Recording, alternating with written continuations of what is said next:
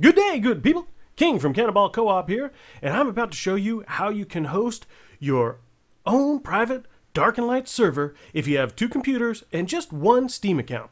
So a couple days ago, Alexis Arcade showed you how you could do this just on your local computer with 1 game, but they patched it and made it so it doesn't work. So she responded to a YouTube post and asked me if I got it working. I figured out another solution that I want to share with you today.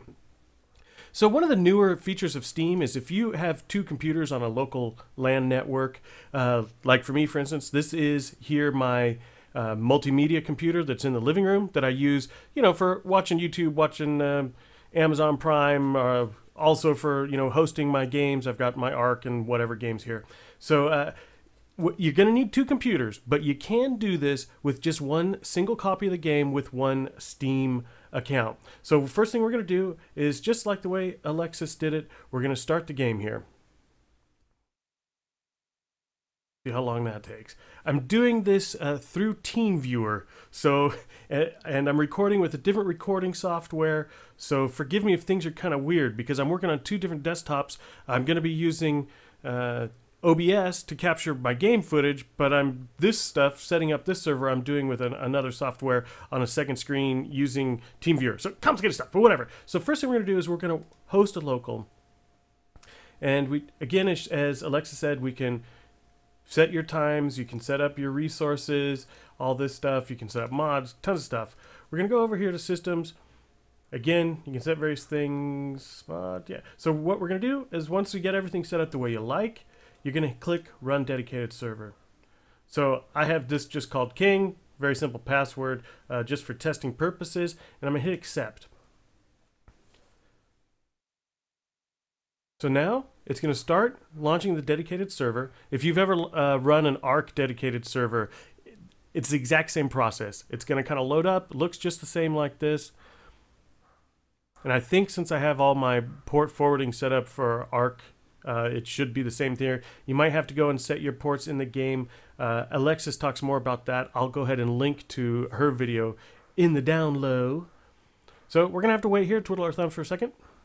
Okay, so once the server's up, you'll see that it's down here. It says it's got full startup, that it took 219 seconds, and that it's got full course. So now it's running here. Now's where things get a little interesting. I'm going to go ahead and launch Dark and Light on my gaming computer. So this is what you're looking at right now, this is my media computer that's in the living room.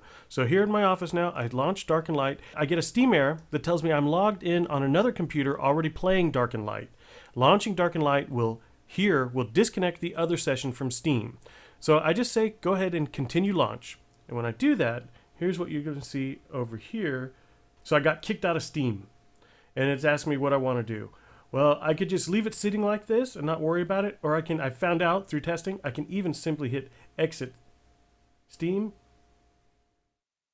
And I think hit exit now. And the server still keeps running. The server's still running right there. Okay, so now I'm back over here on my gaming computer. And I go, just like Alexa said, I go ahead and go play online, click Storage Path. Now I get my list of servers. I've already put the filter on for LAN, but you go ahead and you switch your filter here to LAN. And I can do refresh again. It's showing right up. Strangely enough, that's a really high ping considering I'm just going out to the living room. But in any case, I can now double click that, enter in my little password. And it's a little funky, it takes a little time, but this did work the other 3 or 4 times I've tried it. So hopefully it'll work this time too.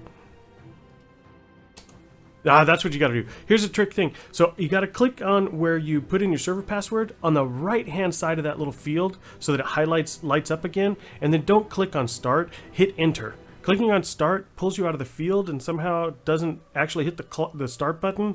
So what you want to do is be sure you're in that field with that field still kind of lit up and hit the enter button.